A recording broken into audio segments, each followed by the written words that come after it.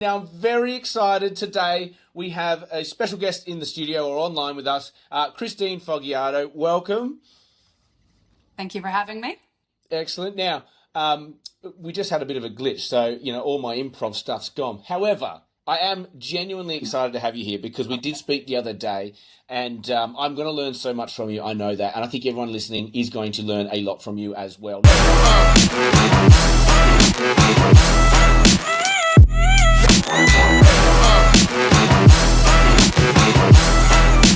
Now, I want to put all you listeners into the picture for a moment. Christine's on here for a really, for me, it was actually a really exciting part of our launch tour back in February. So we had launch right around the country, and she came to the Brisbane launch, and she was in the crowd. We had a great panel that day. We had a lot of multi-million-dollar billers. They were all sort of 20 plus years experience, right? So their whole message was really, if I distill it down, no right or wrong, but it was like grind, hustle, blood, sweat, and tears sort of mentality, right? And we're going on this for a little while. Christine gets the mic, and I can't remember the exact question you asked. Maybe you remember it, but I think the sentiment was really around, well, what if you don't want to hustle, grind, and blood, sweat, and tear it like that, but I still want to make $1,000,000? Do you think it's possible? Do you think we could have our cake and eat it too, right? That was the sentiment, yeah? Pretty much, yeah. With a view on AI and automation, really. Mm. That's it. Like, can we, in the world of AI and automation, do you think that it's feasible that we could have, I guess, a work-life balance but still be a high performer? That was it, right? I love Pretty the question much. because that's how my brain works, and it's exactly how I'm pushing things out. The panel probably didn't feel like that was a question that made sense to them in a little way. Not panel bashing. I think they've just got I think they were all very retained focus, old school sort of focus, good at what they do, obviously, and what has made them a lot of money and success has been that grind, hustle, blood, sweat, and tears, right? But I love your approach on this because you're a younger generation of recruiter coming through, and probably the majority of younger generation recruiters coming through, they want to make good money, but they also want to live, right? That's the Yeah. whole motto right now. So that's what I want to get into today because when we had a chat the other day, I was super impressed with what you've done with your business. And I think so many people can take away value from what you've done. And to put you guys into the picture here, Christine does private practice accounting. I've had people recruiting in that market before. That is hyper competitive. Like, it is like if you do not get that candidate in the first 2 minutes of them applying to your job, you've already lost them to the market, right? I understand how hectic that market is. So when she says she does private practice accounting, it's a challenging market. She's also closer to billing $1,000,000 a year than not. And so that tells you that what she's doing working. And get this, right? This is the bit that blew my mind. All inbound leads, clients, candidates. You do not really, do you do in mails? You don't do in mails. I don't have a LinkedIn recruiter license. You don't have a LinkedIn recruiter license, which is just like, okay, so tell me how you're doing it. So you talked about your email campaigns. You get a lot of all your candidates and all your clients coming to you. So you're just Yeah. catch and passing, right? So let's unpack it. Yeah. Yeah. So I guess, going to that question that I asked the $1,000,000 billers, like they were fantastic. And the question was never designed to be controversial or cheeky. It was really genuine because I think in 2026 we've got marketing, we've got AI, we've got lead generation, and I feel like recruiters, you've got four choices right now. You can do nothing and continue going, and I think that's what the panelists are doing, and they're doing it really well. That's what they know. You can provide your clients with a much better service and your candidates with a much better service and bill the same and work the same. You can bill a lot more and work the same, or you can bill the exact same and work less. And that's the way I look at it. So I guess for Riverside, the first thing I wanted to do is provide both of my clients and candidates with a better service, work the same or less, but also bill more. And I've been able to do that through various marketing techniques, really, and using AI as well. I love it. And so I feel like what you've created is like almost the holy grail of recruiting. Like if you could sit there at your desk and clients call you and then candidates call you, like what recruiter wouldn't want to sit in that realm? Was this very conscious? Like you talk about it now, like, yes, this was the plan, but like, was it from day one the plan? Or did you kind of roll So, into that thinking, oh, like the old way's not working? for years, I have been thinking about this, but I Mm-hmm. guess just not implementing anything. I would look at marketing agencies and what they were doing for their clients and think, I wonder if you could ever do that for a recruitment agency, keeping in mind the majority of my marketing is to attract a non-paying customer, right? The candidate. So it's not typical B2B marketing where I'm trying to make sales with businesses, or B2C where I'm trying to get a customer to buy something. I'm using my marketing to go be to customer, a non-paying customer.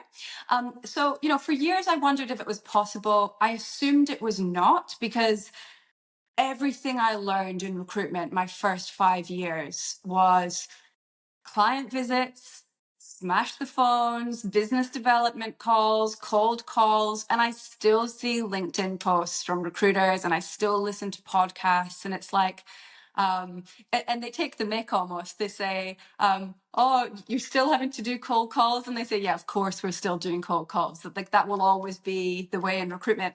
Hand on heart, I can't think, well, I know I've not done a single cold call for a client in years, not one. And I do not believe I've done a cold call on candidates either for at least 6 months. Like See that? 95% of my calls would be very warm, if not hot. Most of the time, clients, certainly, they're always coming to me. Candidates, Mm. 70, 80% of the time coming to me. Normally in any recruiting desk, you've got this balance that you're trying to work out. It's either really hard to find candidates or really hard to find work. That's typically where recruiters are needed, right? In the Yeah. middle, you're lucky if you get that sort of middle market where you kind of got a balance at both ends. Accounting is very easy to get jobs because the private practice, like whatever, whoever can bring me a candidate, A I will monkey could do happily, it. right? So I don't want to talk about that too much. Like the fact that you're getting these candidates, because again, I know how hard it is, and I also know how noisy it is in mailing, LinkedIning, calling, whatever. So what are you actually? Can you tell us what you're actually doing? When you say marketing, that's a big term. That's a big catch-all. But like, let's start with this. Like, what is your marketing budget a month?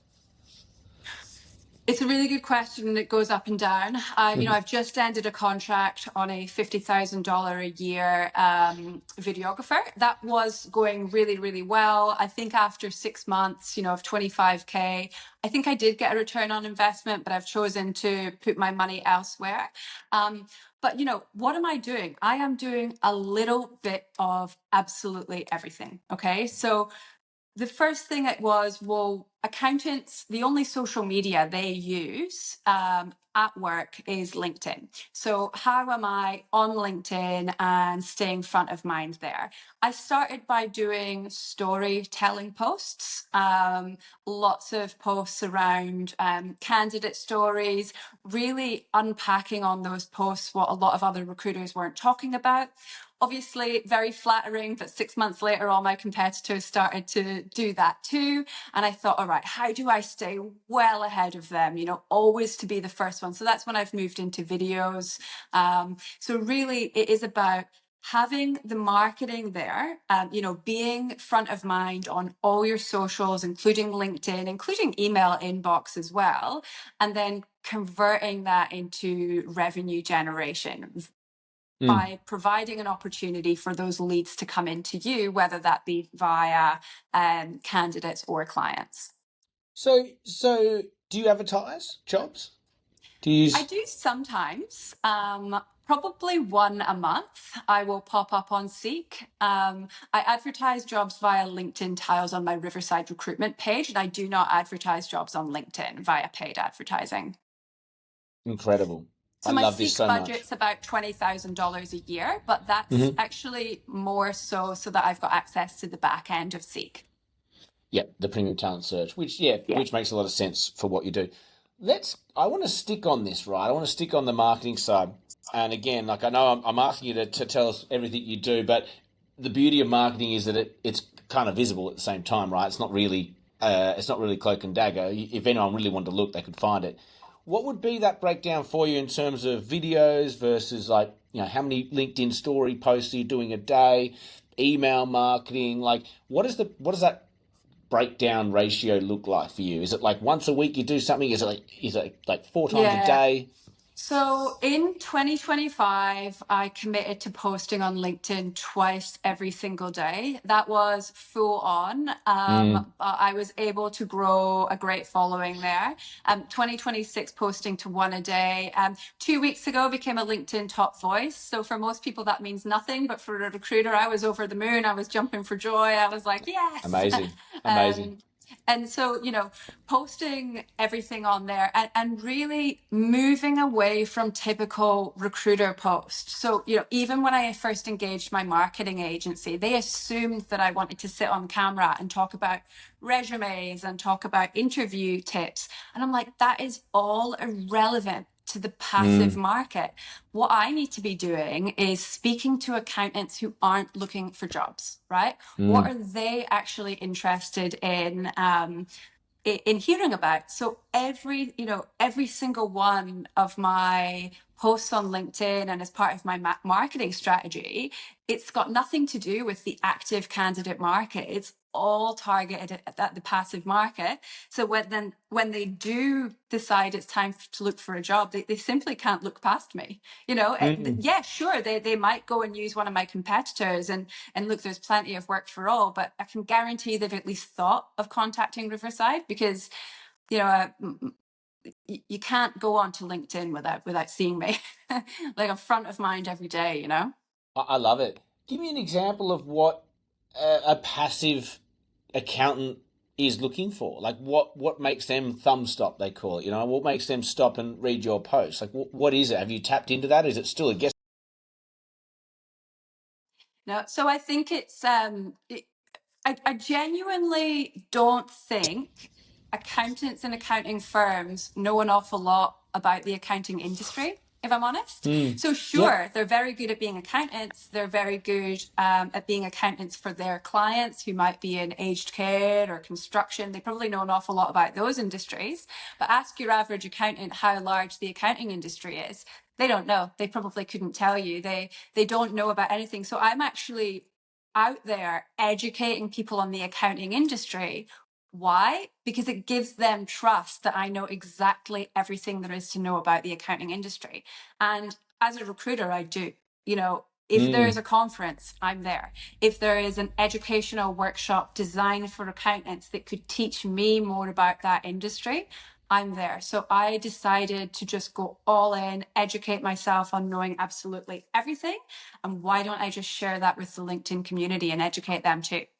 I love that, and I always say that to all recruiters I work with who are on this journey. It's like you're the eyes and ears of the industry, right? You're talking to their competitors, you're talking to people like them in other firms, what's working for them over there and what's not working. Like they don't know this stuff. We assume they do, and I They mean don't have a clue. accountants. The last I checked, accountants weren't exactly the extroverted people in the room either. So even if they're at the Oh, conferences, do you they're know probably that's a not talking. stereotype I would love to break down though on camera. I Okay. think I think for any young person watching this, maybe you're an accountant yourself. Like accounting is evolving. Like we need solid business advisors. We need that entrepreneurial type. Like if you are outgoing and you're good at educating businesses on how to grow, then I actually think accounting is a really great career. Sure, that stereotype is still there, but I think to have a career in accounting is probably more exciting than people might think. I love that you just backed your industry so hard then. I love the account. Well, yeah, and I think it's a huge stereotype that needs to disappear. We don't have enough young people going to uni and studying accounting because it's still got that stereotype of numbers and books and calculators, but that's not what it is. Like, how cool to be an accountant with 30 entrepreneurial clients, being able to train them to go from 500,000 turnover to 30 million turnover in 3 years. Like, what a great place to be in, to have all that education and to see their numbers. I think it's an awesome industry. I love it. Look, I'm very conscious of the time because we're getting well into this one.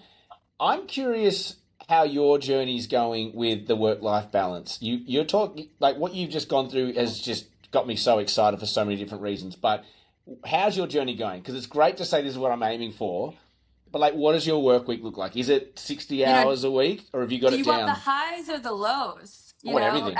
The I want everything. highs are working from the sunny coast, doing 100K weeks, loving life.